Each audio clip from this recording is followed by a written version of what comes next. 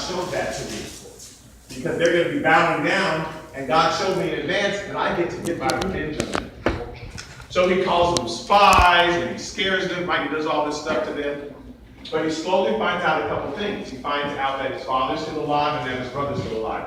He assumed that once they put him in prison, once they threw him in the pit, that they probably had killed the father, and they probably had killed Benjamin. Why would they be mad at Benjamin? Because he was special and he was from, from Rachel. And they're jealous.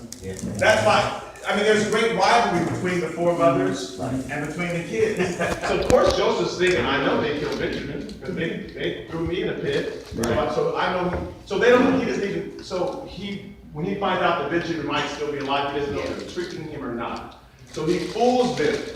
I want Benjamin. Yeah. So bring Benjamin down here, right? If he's still alive. So they go up to the father and say, we got to bring Benjamin. He kidnapped Simeon and said, unless we bring Benjamin back. Now Benjamin's hearing this. What's Benjamin thinking? I'm really special. There you go. They want me. The king wants me down in Egypt. And the father says, no, let Simeon die. I'm not giving up Benjamin. Wow. And all the brothers are, oh well, and they sat and ate up all their food until it was gone. And now they're starving to death. And you got to go back down because we're all going to die. Oh man, but Benjamin's special. Benjamin's hearing this. You're special. So he finally says, okay. And Judah promises. Judah steps forward and promises. And there's three families that the Bible concerns itself with from Genesis on. The line of Judah, and the line of Benjamin, and the Levites. Those are the three lines that the Bible talks about. And then it doesn't talk about anybody else's family. So we're supposed to we always talk about the line of David. The line of Benjamin is very important. We're going to find out why today. And I didn't know this till yesterday. Well, I kind of knew it, but as I was going back, I said, oh my goodness. The line of Benjamin. So we're going to find out the truth about Benjamin. So Benjamin hears that he's special. And he goes down, and he's getting a big head probably. And so they take him down, and okay, Joseph, here's Benjamin. Now they don't know it's Joseph. Right. So he's thinking, I must rescue Benjamin. Because if they take him back, they're going to definitely kill him. So that's why when he let them go, he put a cup. First he just wanted to find out if Benjamin was alive. Right? Were they lying to me or not? But once he finds out he was alive, then he puts that cup in Benjamin's sack so that when they leave, he can say, wait, somebody stole my cup. And it's Benjamin. Well, whoever did it is going to have to be my slave, right? So they find it in Benjamin's sack. And that's Joseph's trick. Like, I've got to save Benjamin. I've got to rescue Benjamin because Benjamin is special. So Judah says, don't. Let him go, and I will sacrifice my life for Benjamin. Judah, who came from the line of Judah? David, who else? Jesus said, I will sacrifice my life for Benjamin. Yeah. So Judah says, I'll sacrifice my life for Benjamin. And that's why God chose that line, because that's who Judah is. He will sacrifice. Even though at first he didn't want to, he says, no, I will give my life. Take me instead. So he sacrifices his life for Benjamin, right? So that's why, again, God chose that line. Now, Judah and Benjamin have a special relationship, like from then on. Wouldn't you? Right, so I have a special relationship with my big brother since I was little, because he was 2 feet taller than me, and if any bully ever came around me, I knew I could finish my big brother. Yesterday, when my battery in my car went out in the parking lot, who was the first phone call I made? Your brother. Hallelujah. You're trying to Joseph. Joey, come back before I call AAA. My car went out. And I've just been doing that since I was a baby, right? All my whole life. Because he's going to come and he will protect me. He's going to come. My dad was busy saving the world, right? He's doing funerals, doing weddings, doing all sorts of. Joey's in the house. So I know I can call him. So that's who I call. My whole, bless his heart, he's just stuck. There's not been a time I could be in another state. Joey, My battery went up. Okay, I'll drive to Arizona and help you. So I'm Benjamin. You know what I'm saying? So Benjamin and Judah, like, because Judah, so Benjamin, like, I'm sticking next to Judah. In fact, when 400 years later, when the children of Israel crossed the Jordan and go into the promised land, and they divide up the land, Judah got the southernmost part, but they divided it all up. Again, like Southern California, they gave Judah Los Angeles. Wow. Benjamin said, I want to eat. Yes. I want to be right next to Judah. And that's where Benjamin is located. The tribe of Benjamin is located right next to Judah. Like, don't put me any place else. Don't put me any place else. So we're going to read about this, what happens later. So let's read through this. So Genesis chapter 44, verse 18. Now therefore, please let your servant remain instead of the lad as a slave to my Lord. And let the lad go up to his brothers. Right, so Judah, that's what I'm just reviewing now. So Judah said, let me stay. I'll stay in his place. And when Joseph heard that, that's when it clicked in Joseph's mind. And Joseph now got the correct interpretation of the dream that God had already given him. And sometimes it takes something like that. Oh, that's what it is. I was here to not get revenge on him, but to rescue him. That's God actually sent me before him. All this stuff I've gone through has actually changed me to the point where I can now save those people. So at first he thought God sent me here so I can get revenge on them for what they did. God knew, and God was going to punish them. And then he went, oh, no, I'm supposed to rescue them. And that's why he invited them. He said, come in and stay here in Egypt. I'm the prime minister. Yes, sir. I'm the prime minister of Egypt, so I can feed you guys for the next 7 years. So he realized that that is why he was there. Is anybody lost? No. Good. Okay, so here was their opportunity. I just want you to know, here was their opportunity to go. The father came down, and after about 17 years later, the father finally passed away. Jacob finally passed away. So they went back to Jacob's homeland and they buried him. Now God had promised them that land. They went to the promised land. They buried Jacob. What should they have done? They should have stayed there. God said, this is your land. Abraham, he told Abraham, this is your land. He told Isaac, this is your land. He told Jacob, this is your land. They left Egypt and went back and they crossed over to the promised land. They buried Jacob. They should, but it was too tempting to go back to Egypt. And it's always tempting for us to go back to Egypt. It's always tempting. We want to go back to that thing that's comfortable, right? That the world's saying, come on over here.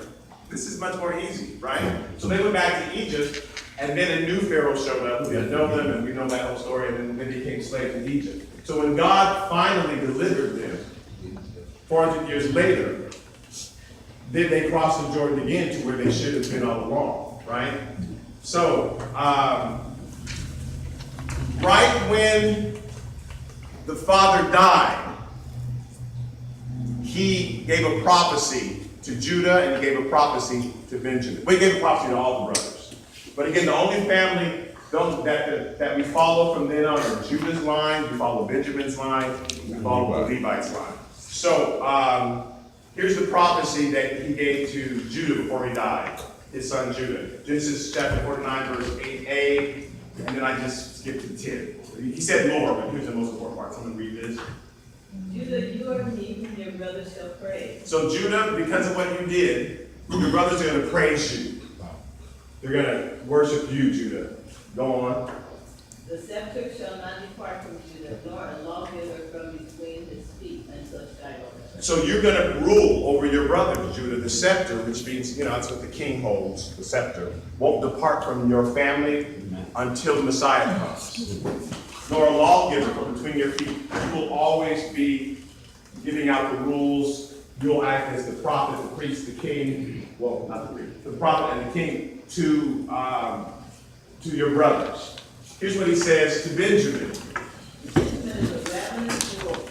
In the morning he shall devour the prey, and at night he shall divide the spoil. So Benjamin, who's the youngest cute little son, right? He says, you're actually a ravenous wolf. You turned into a ravenous wolf. Who turned him into that? His father, right, his father. By constantly treating him in a certain way, he became spoiled, right? You're going to be a ravenous wolf. However, at night, you'll divide the spoil. So you won't keep it from yourself. You're going to change. Instead of eating it up, so you're going to be very aggressive. You're going to be like a wolf. You're going to be a hunter. You're going to go out and hunt. You're going to go out and kill, Benjamin, because you just all stuck on yourself. You're just going to be this person very hard to deal with. But at night, you will finally divide the spoil. So in the latter half of your life, you'll learn your lesson. So that's who Benjamin is. Judah got praise for what he did, but Benjamin got in trouble because he turned into a wolf. But at night, you will finally divide the spoils. So in Joshua chapter 18, verse 11. Now the lot of the tribes of the children of Benjamin came up according to their families. So this is again, once they crossed over the Jordan, they're dividing up the land, right? You get San Francisco, you get Sacramento, you get Bakersfield. Whoever got Bakersfield, bless their heart. You got Fresno, right? So they divided it up. It looked like California, seriously. Judah, you get the very southern tip of all that. So go on, so they divided it up. And the territory of their lot came out between the children of Judah and the children of Joseph. So Judah is at the very southern tip. Joseph was next to it, like Pasadena, whatever is north of Los Angeles. Joseph was right next to them. Benjamin squeezed in. Because they'd already just divided it up. And Benjamin's like, no, we're going to be next to Judah, because Judah is going to protect me. So that's Benjamin, that's Judah. All right. Now, I'm going to remind you of this story. We're going to read through this story. So let's just start in Judges, because here's what happened to the tribe of Benjamin a few years later. In Judges chapter 19, we're going to be verse 1, 2, and 3. And it came to pass in those days when there was no king in Israel, that there was a certain Levite staying in the remote mountains of Ephraim. He took for himself a concubine from Bethlehem in Judah, but his concubine played the harlot against him and went away from him to her father's house at Bethlehem in Judah. So let's go again. So there's a Levite, right? So there's 12 tribes. He's a Levite. The Levites had no place of their own. Everybody was supposed to support them. God did that on purpose. I'm sorry? No, I'm sorry. Go ahead. No, it's okay. So they're supposed to support the Levites, right? So the Levites divided themselves up and lived in each different region. This particular Levite wasn't Ephraim. Do you remember whose son Ephraim was? Joseph. Joseph's son. Yeah. So Joseph never had his own. They gave Joseph 2 lots because he had 2 sons, Ephraim and Manasseh. So this is really Joseph's area that he did. Remember that Judah and Joseph, so they're calling it Ephraim, but they're just naming it after his son. Okay. And Benjamin is right in there. So a Levite was living, he said, in the mountains of Ephraim. That means in Joseph, where Joseph is. Okay. And he took up a wife who was from Judah. So he was living in the hills of Pasadena, Yes, sir. but he drove down to LA to get a wife who lived in Bethlehem of Judah. So that's where she lived. But she played the harlot, and I mean, he took her back to his house, but she played the harlot and just played around. I'm going to harlot here the harlot, everywhere a harlot. And ended up back in her daddy's house, back down in Judah. Okay. Right? So he went to get her. And he's heading back home to Pasadena, but he's got to pass through Inglewood. He's taking the long route. Okay. So, verse 3. Read verse 3. Then her husband arose and went after her to speak kindly to her and bring her back. So he goes down there. The father talks him into, say, please stay. You got to stay. Please stay. Don't go. I just feel bad about it. Here's our problem. We don't listen when God speaks to us. We say, Lord, speak to us. So we want him to appear in our mirror. Hi, how are you doing? Here's what you should do today. But he doesn't do that. He speaks through other people. He speaks through the ministry gift. He speaks through his word. There's all kinds of ways that he would speak. We want him to speak just a certain way. So somebody would come up to him and say, you know what? Are you sure you should go? Why don't you wait? Or are you sure you should eat that? Or you should? And we go, oh, I'm fine. And we don't listen. And that is God talking to us often. So I've tried to change myself that if somebody, just look at somebody and say, I think you should do the will. Okay. Because that might be God giving me instruction. Does that make sense? And so if somebody says something, I don't know if you should eat that, or I don't know if you should. Okay, because I can't complain later when I get sick, right? And that person tried to warn me, tried to help me. What are you saying, sir? I'm mad dog somebody down here. About eating. Okay. Because again, so the dad said to the guy, because they're trying to go back from LA to the mountains of Pasadena, right? And go from Judah to Ephraim. But they got to pass through some Benjamite territory. So the dad said, I think you should stay. You shouldn't go. Now, there were no hotels in those days. So you had to stop at somebody's house if it was late at night. You had to travel. So you wanted to travel during the day, because once it got dark, you didn't know where you were going to be stopping. In fact, that's why hotels and stuff were invented, because people needed to stay place to stay, right? So the dad kept saying, no, I think you should stay. The guy, and so here's the guy's answer, verse 9. Tomorrow go your way early so that you may get home. However, the man was not willing to spend the night. No, he says, no, I don't want to. So I'm just going to travel at night, I'll be okay. So they're on their way back, right? And they're about halfway there, and the servant says, we should stop here in this town. It was called Jebus, and the Jebusites lived there. Later, Jebus became Jerusalem. But at the time, Jerusalem had Samaritans living there and different kind of peoples living there in Jerusalem. When Jesus went to Jerusalem, there were different people living there. And the guy didn't feel comfortable. No, I want to go around my people. So even though the servant says, we should stop here in Jerusalem, he says, no, I don't want to. So verse 12 says, but his master said to him, we will not turn aside here to a city of foreigners, who are not of the children of Israel. We will go on to Gibeah. Now Gibeah is where the Benjamites live, where some of the Benjamites lived. Now, they've been prophesied, Benjamin, you're going to be a ravenous wolf. You're in trouble. Later on, you'll divide the spoils. But Benjamin's a ravenous wolf. Watch out for him, because this is a spoiled child. Parents, sometimes they spoil that child, giving them too much. It's okay to say no. It's okay to say, you shouldn't do that. And we want the child to like us. We don't want the child to think that we're mean. Some people. Now, there's some parents that have a problem with that. No. I'm dealing with some of my friends who have a lot of money, have given their kids a lot of money, thinking that's going to help them out. And they have raised these really spoiled, they're like, what happened to you? Right? They really spoiled them. And so I have a friend who still hasn't got it yet. He's been threatening this child, his son who's in his 30s, you need to get a job. But of course, he doesn't need to get a job. They live in that big mansion, so he doesn't need to get a job. But you need to get a job, and he gave him, you got until 2017, because now it's 2019. And now he's had it up to here. So he's gonna kick him out, he told me. I'm gonna kick him out. Buy him a mobile home and put him in it. That's what he said to me. I said, yeah, that was easy. But he's so upset that his son is so mean, you should do this and do that. I told him he didn't have to do it. Why does he have to do it? You always help him, you always rescue him, you always do. Anyway, so that's who Benjamin has become, right? Benjamin think they can get anything they want, they don't have to listen to nobody. This is that sweet child that has become a ravenous wolf. So they got to cross through Benjamin. So verse 16.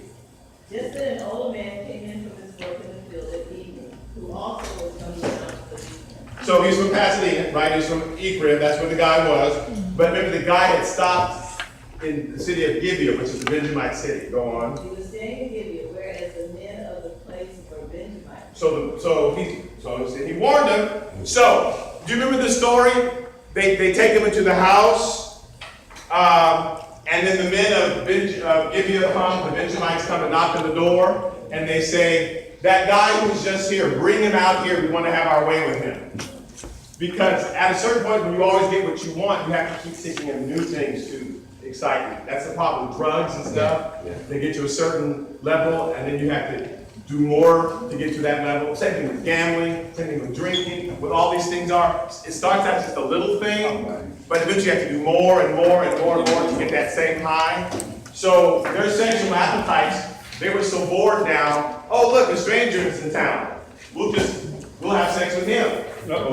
And the guy says, no, you shall not have sex with me, thou shalt not. But I'll give you my concubine, because she's been playing the harlot anyway.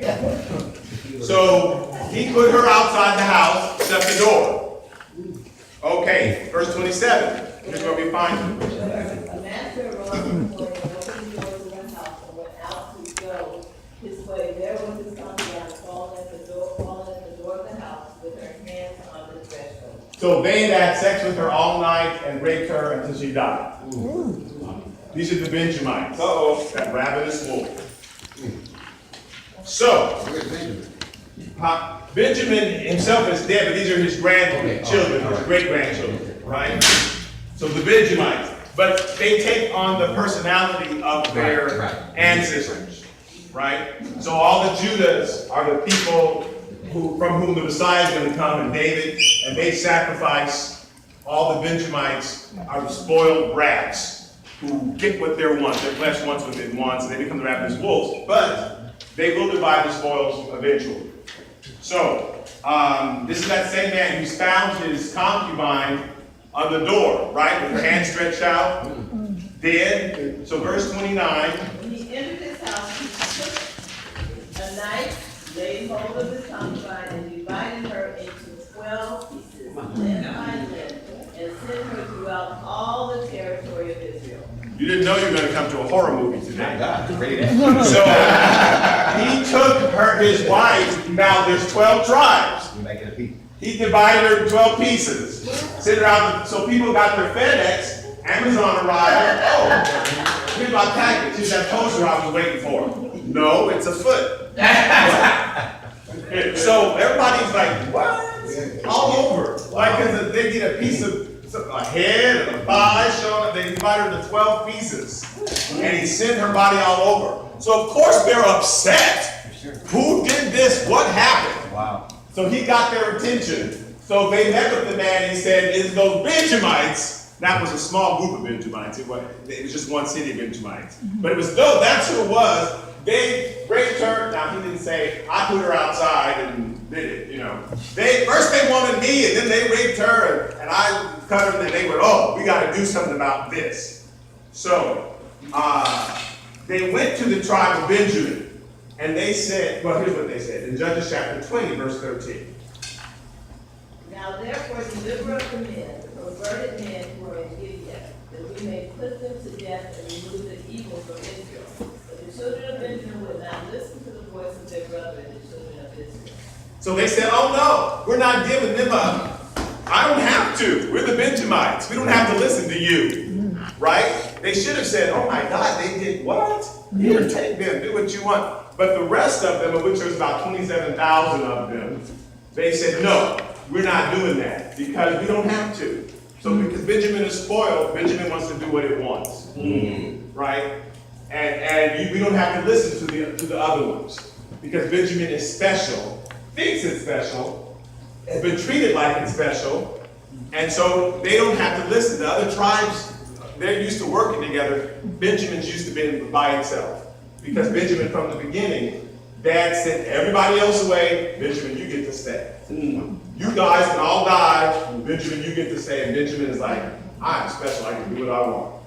So when they come to Benjamin, the tribe of Benjamin, and say, help us get these other people, no, we're not doing it. So they got a plan together. They said, we want 10,000 from each of the other tribes.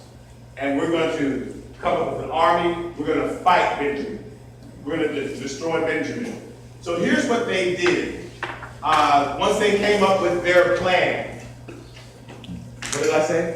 Once they came up with their plan, let's look at verse 18. Then the children of Israel arose and went up to the house of God to inquire of God. They said, which of us shall go up first to battle against the children of Benjamin? The Lord said, Judah first. So they went and fought, and Benjamin kicked their butts. That's weird. So let's examine what happened. Here's my rule. God's will, done in God's way and in God's timing, always leads to success. Never lacks provision to get it accomplished. But there's three elements. It has to be God's will, not your will. It has to be God's way. Because you can know what God's will is, but you're doing it your way. Do you understand the difference? Yeah. Right? You still have to find out, now how do you want me to do that, Lord? Yes, sir. And then when do you want me to do it? This is what trips us up the most. Right. Is we get ahead of God. Because we want it to happen now. God gives us a vision, we always want it to happen now. But it's got to be God's will, done in God's way, and in God's timing. So they came up with the plan, and they went to God first, and here they did not say, should we fight? Is it your will? They had already decided what God's will was. Their question was, what was their question? Who should go first? Right. That's all they asked God. Right. They didn't say God should be fighting. Their first question, so who should we send first? God said, Judah.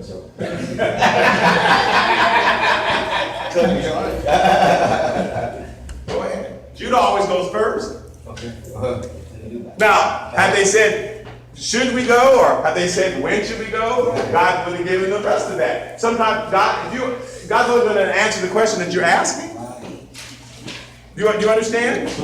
We don't say, should I? When should I? Lord, why should, how? We already have our plan. And we just ask God to bless it. Yeah. So they say, when should we go? I mean, who should go first? He says Judah. So they go down there, they get their butts kicked. So they come back to the Lord, they're crying and weeping. What? How is Benjamin, this is just 25,000 of Benjamin. There is 100,000 of us. How is Benjamin beating us? Doesn't make any sense. So they went back to the Lord. So verse 23. Then the children of Israel went up and wept before the Lord until evening and asked counsel of the Lord, saying, shall I again draw near to battle against the children of my brother Benjamin? So now they're asking, should we go? That's not what they asked the first time. They just said, who should go first? They asked, how should we go? So now they're asking, should we go? And the Lord, go on. The Lord said, go up against them. Yes, you should go. Then all Wait. So they got two of the questions asked. How should we do it? Judah should go first. Should we do it? Yes. So they went, got there. They didn't ask that. They didn't ask when. There's three parts to getting God's will. First, you say, Lord, am I supposed to do this? All right. Most of the time, we already have our minds made up. We're supposed to. So we just ask God to bless what we've already got our minds made up to do. Right. But if we ask Him, then we should ask how, because we always have a way. But His ways are higher than our ways. And we never think of that. We just think, well, here's how they did it over there. I went to that church, how they did it, and I went to that. And so we should do it that way. Did you ask God how you should do it? Well, no, because it makes more sense to do it this way because it was successful. And I saw that now. Okay. Yes, sir. That's the part I think we messed up on, including myself. I always say, no, close the door so I won't go in there. So if it closes, but he can leave all the doors open, and I still could mess up because I'm asking for a roadblock. Right. So I don't have to let the grim part of me make a decision. Right. But a lot of times it's not a roadblock. A lot of times it's like just wait. Just And wait. it's so confusing because when I didn't have a job, I keep going back there, and now I get 12. See, So, but before then, one no door open, and everything open at the same time. I'm like, which one I take? right. Yeah, so it's getting kind of. That's how life. It's hard. It's difficult to ask God, what is your will? Right. How do you want me to accomplish your will? And then when? What's the timing? Should I wait? And it's most of the time it's wait. Yeah. They who wait on the Lord, they'll mount up with wings. like eagle wings, and you just ride on the wind. Eagles don't flap their wings. They want to fly low, they fly high. The wind is carrying them. God will carry you. If you just wait on Him. You don't even have to spend any energy. Come on. If you're spending all that energy, that's you. That's not God. It should be easy to do. You should not be worn out from God's will. God's will will not wear you out. Right. Your will wear you It's out. not, that's right. Right? So they asked 2 questions finally. How should we do it? Judah should go first. Should we do it? Yes. Then they went out, got the butts beat. Now, they come back, and they were fasting, and they were praying, and they're crying, and they're standing before the ark. Lord, what is it? I don't understand. I don't get it. And verse 28. Then all the children of Israel, that is, all the people, went up and came to the house of God and wept. They sat there before the Lord and fasted that day until evening. So they cried, they fasted until evening. Fasting, I'm not being legalistic. Fasting is a wonderful thing. Praying is a wonderful thing. The thing that fasting does, again, it doesn't get God to do something. Right. We fast to get God to do something. I've been to too many situations where we've already decided what we're going to do. And then let's all fast on Wednesday to make God do what we've already decided to do. Right. Not to get clarity, we never come back together from the fast and say, what did you hear while you were fasting? We have never, I don't mean just the church, I mean, I've never seen it where everybody fasts and then we have a church meeting. Well, while you were fasting, what did God say to you? We've never said, what did God say to you, and had meetings about it. We've already decided, we've already got up and voted before we had the church business meeting. We've already, here's my opinion, because we love reading from the book of 1st and 2nd opinions. And we give chapter and verse. Then we go off and pray and fast so we can get God to bless what we've already decided on. So they fasted and prayed finally because God wore them out. Like having to get beat up so much. So God will let you do it your way and he'll let you get beat up. He loves that. He will let you get beat up. So you finally get worn out. You say, okay, I give up. Okay, Lord. And when you're on your back, if my people will humble themselves and pray, then they'll hear from heaven. So they finally fasted all day and just waited before the presence of God. Okay, Lord, okay. Help me, Lord. What should I do? Then God said in verse 28, The Lord said, go up, for tomorrow I will deliver them into your hand. tomorrow I'll deliver them. It was always tomorrow. It was always on Friday I'm going to do it. Right? On Tuesday they went out. On Wednesday they went out. Thursday they came and fasted all day. And God said, tomorrow, if you would ask me what day, when to do it, I would have told you it was Friday. So where does that come from? I mean, I know where it comes from the church, but actually, you can't really fault. You learn that through experiences. Because Yeah, I mean, we don't do it on purpose. It's it's how we're trained. It's how we right, it's how we think. Right. Yeah. Because we're trained that God is our servant, that we're supposed to do what we want. Absolutely. And then God You go bless it. blesses what we do. We are Benjamin. That's true. We think we're special. We think we're the center of the universe. And that God is supposed to bless what we do. We don't give up. We don't let it go. We don't say, oh, Lord, I have no idea. Because we think we know. So as long as we think we know, that's what the devil said. I'll exalt my throne above the Most High God. Because I know more than him. So what, we just being spoiled? We're spoiled because we think we know what's best. So So God will speak to your heart, and you know you should put down those cigarettes. You know you shouldn't do those drugs. God, something speaks to your heart and tells you that. You shouldn't drink that much. Something speaks to your heart and tells you that. So I'm just throwing stuff out. I'm just, whatever. You shouldn't have that extra cookie. God tells me about donuts. I love me some donuts. That pastrami was going to be delicious. But I guess you can't keep it in the car for 2 days. But God, so whatever your thing is, I know I'm just throwing things out. But God tells us, but then we think, man, God doesn't know. We don't say it in these words, but this is what we're doing. Every time we choose that cigarette, every time we choose that, we're thinking, well, God's just nagging. He's just, I know best. This won't hurt me. God already said it would. And you say, no, it won't. Because we're Benjamin. And we think we know more than God. So that's why we make those choices.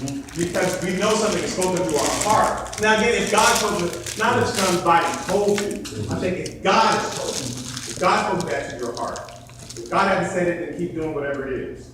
But if something is said, you really shouldn't, we don't listen because we think, nah.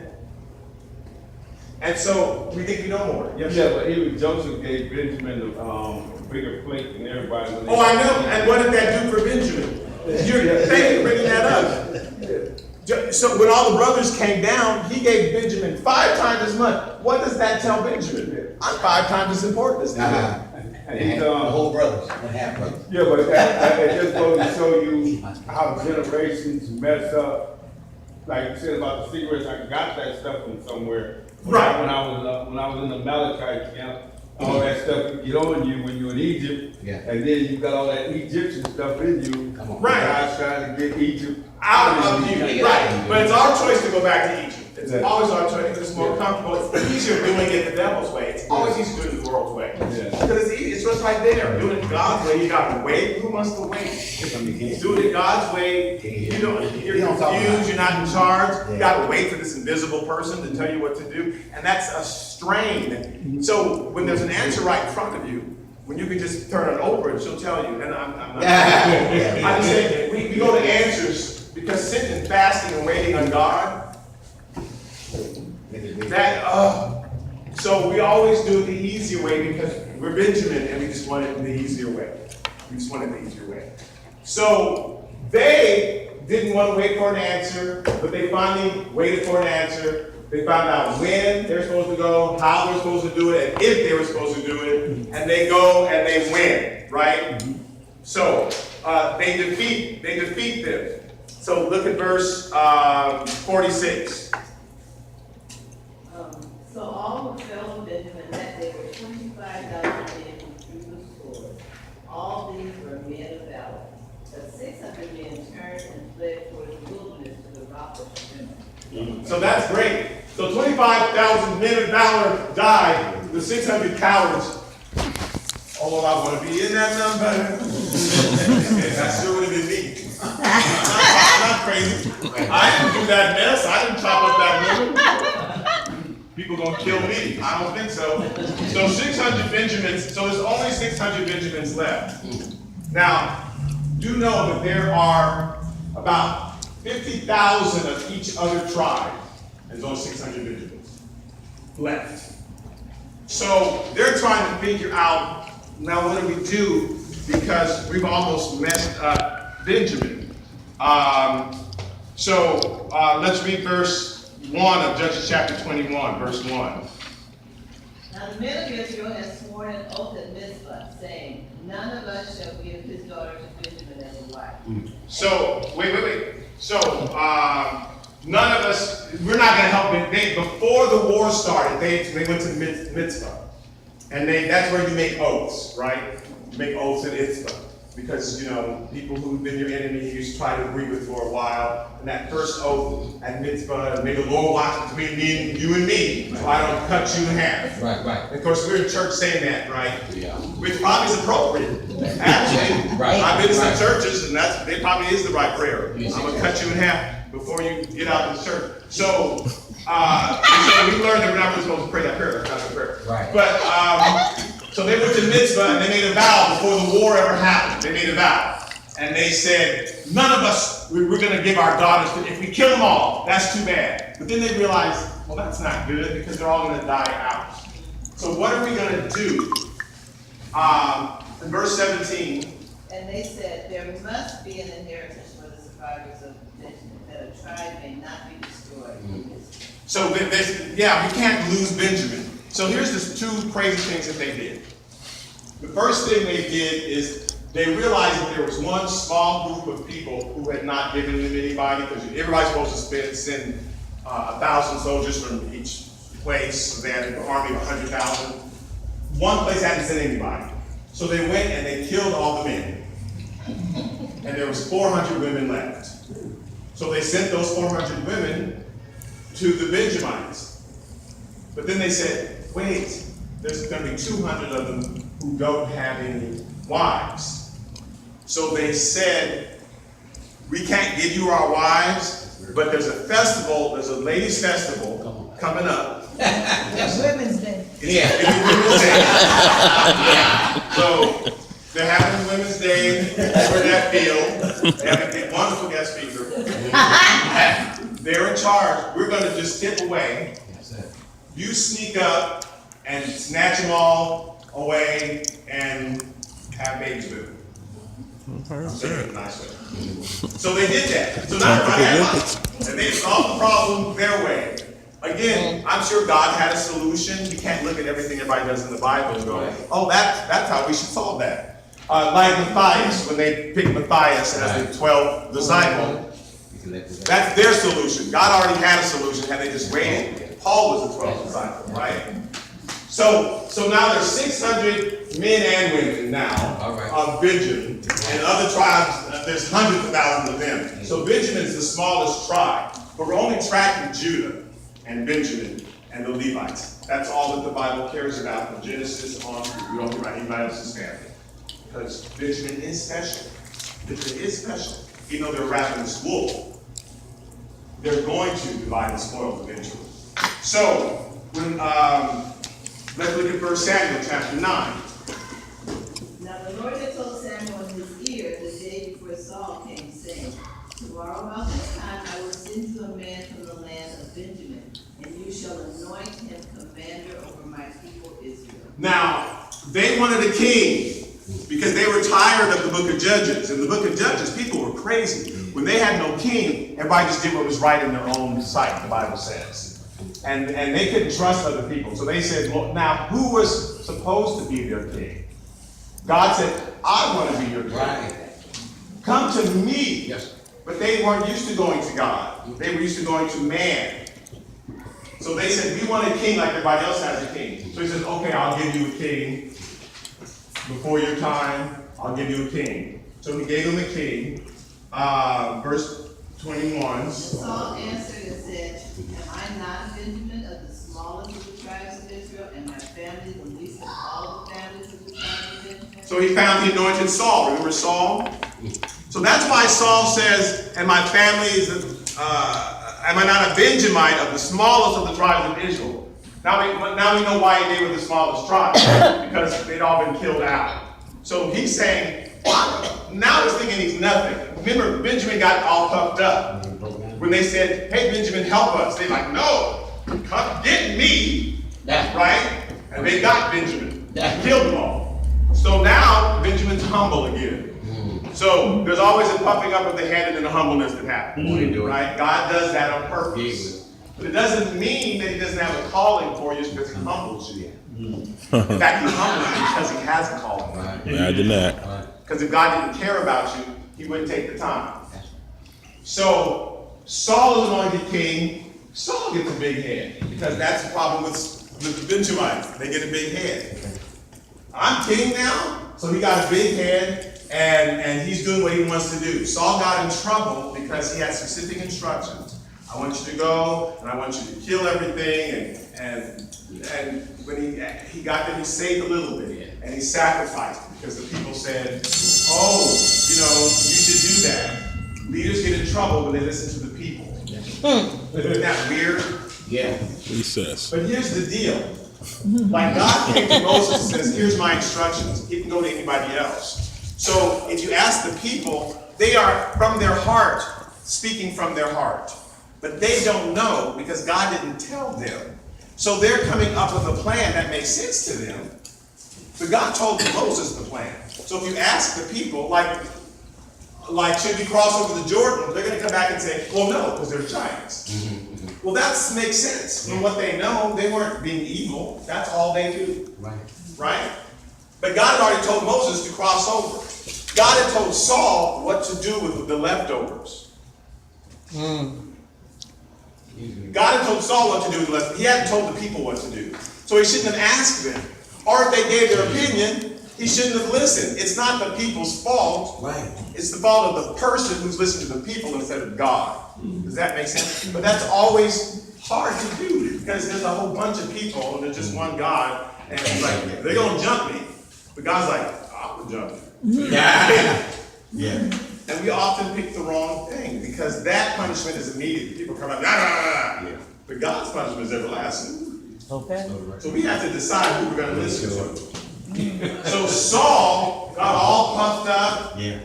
listened to the people, and that's why God sent Samuel to him immediately and say, you messed up, I'm taking the kingdom away from you. And he gave it to David. David's from the line of Judah. Yes. So we're only talking about Judah, Benjamin, and the Levites. That's all we're talking about, right? So David's from the line of Judah, Make that turn. Yeah. and Judah replaces Benjamin. Saul's from Benjamin. Because Judah is going to be anointed. The prophecies had already come and said, I'm going to anoint Judah. Men will praise Judah. The scepter won't depart from the hand of Judah. Benjamin, you're just a ravenous wolf. But eventually you'll have to divide the spoils. Yes. So man just follows what happens at the wheel law. Right, instead of following God.